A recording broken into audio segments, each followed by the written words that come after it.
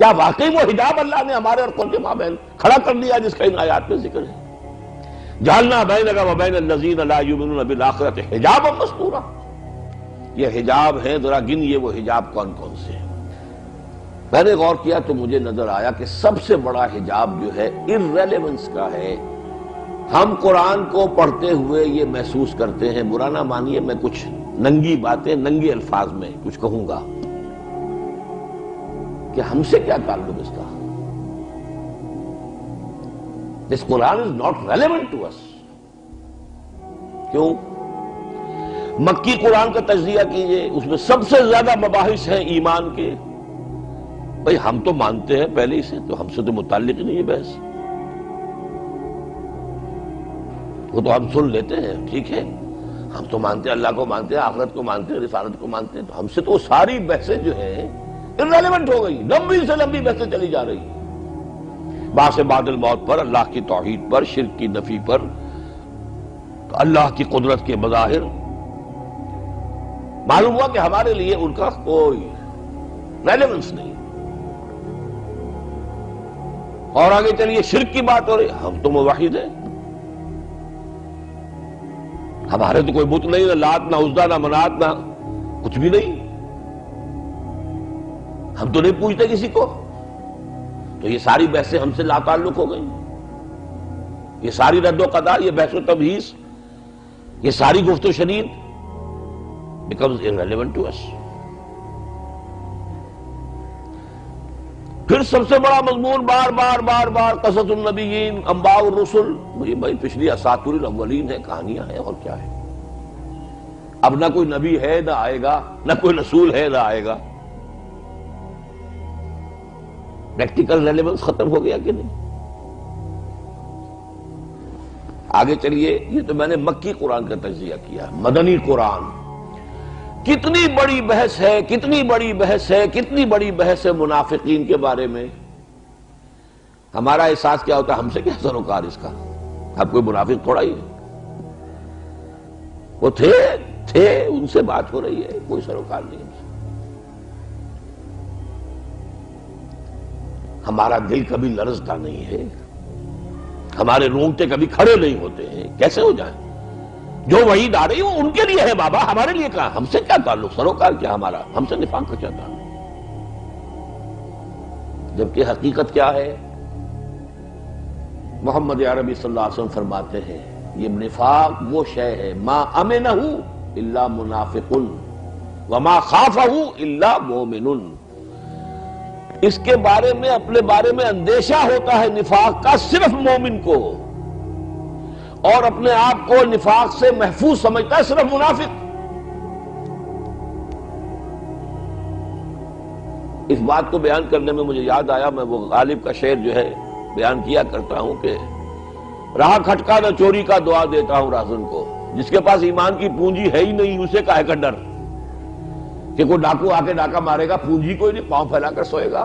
جس کے پاس کوئی تھوڑی بہت پونجی ہے اسے ڈر ہے ڈاکے کا. تو جو صاحب ایمان ہوگا اسے خوف ہوگا نفاق کا، اور جو منافق ہے اسے کیا خوف، پاؤں پھیلا کر سوئے وہ، اور ہم سوتے ہیں.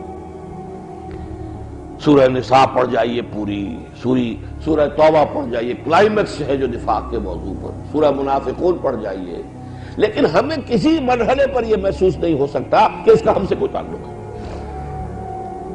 حجاب طاری کر لیا ہے، ہم سے کیا سروکار اس کا. جبکہ کیفیت یہ ہے عمر فاروق کی رضی اللہ تعالی عنہ، ان کے بارے میں حضور نے فرمایا میرے بعد نبی ہوتا تو یہ عمر ہوتے ہیں. عمر جس راستے سے جاتا ہے شیطان اس سے کرنی کترا کر دوسرے راستے کو نکل جاتا ہے. اور ہر نبی کے امتیوں میں محدث ہوتے تھے جن سے اللہ بات کرتا تھا.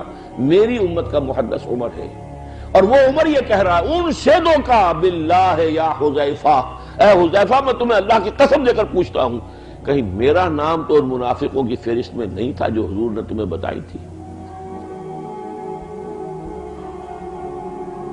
یہ ہے وہ چیز. اگر اس سے اپنے آپ کو محفوظ اور معمون اور مسئول اور بالکل بری اور پاک اور عرفہ اور اعلیٰ اور منزہ نہ سمجھیں تو پھر ہمیں ان آیتوں سے بھی کچھ ملے گا، کچھ فائدہ ہوگا. کچھ ہمارے جو ہے رنگ دھلیں گے، کچھ میل جو ہے وہ صاف ہوں گے، لیکن جب سروکاری نہیں ترجیح نہیں۔ اب آئیے مدنی جنتوں کی کہ بہت بڑے بڑے میوے، جہاد فی سبیل اللہ، قتال فی سبیل اللہ، انفاق فی سبیل اللہ، آج یہ ساری چیزیں تو فرض کفایہ ہیں۔ چھٹی کہاں تعلق رہے؟ فرض عین تو نماز ہے، وہ ہم پڑھتے ہیں۔ فرض عین روزہ ہے، ہم رکھے، ہم نے پورے رکھے، 29 رکھے۔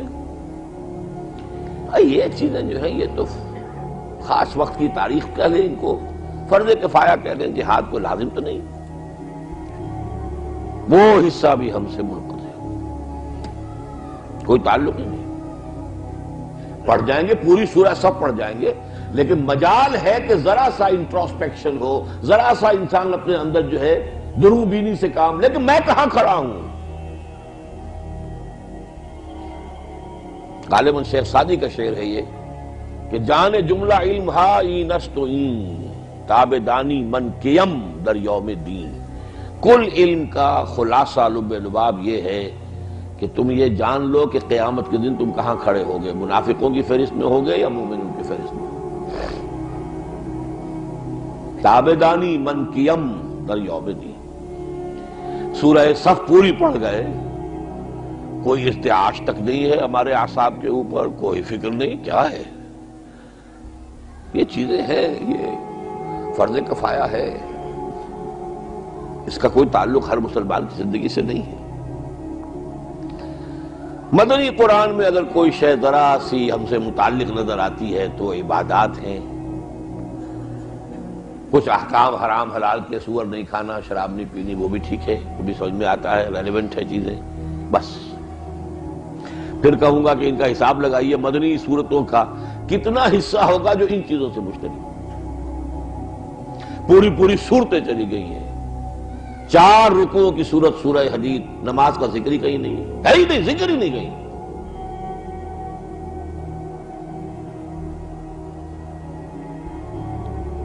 واقعہ یہ ہے کہ ان اعتبارات سے غور کیجئے کہ ہمارا جو قرآن مجید کے ساتھ متعلق ہونے کا تصور ہے وہ ان حجابات کی وجہ سے ختم۔ قرآن ہم سے متعلق ہی نہیں۔ زیادہ سے زیادہ یہ ہے کہ کہیں پر نماز کا ذکر آ گیا، کہیں روزے کا ذکر آ گیا، کہیں کچھ اخلاقی تعلیم، وہ ہم سمجھتے ہیں کہ ہاں یہ اس کا تعلق ہم سے ہے۔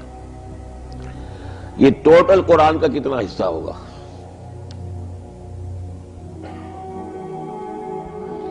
یہ ہے میرا تجزیہ،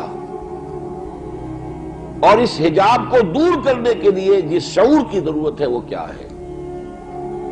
پہلا شعور یہ کہ ہمارے پاس ایمان نہیں ہے، ایک عقیدہ ہے، ڈوگما ہے، ایک ریشیل کریڈ ہے، ایک متوارث عقیدہ ہے، ہمارے دلوں میں ایمان جاگوزی نہیں ہے۔ یہ سمجھنا کہ ہمارے پاس ایمان ہے وہی حماقت ہے جو کی تھی بدوؤں نے، قالت الاعراب آمنا قل لم تؤمنوا ولکن قولوا اسلمنا ولما يدخل الايمان في قلوبكم۔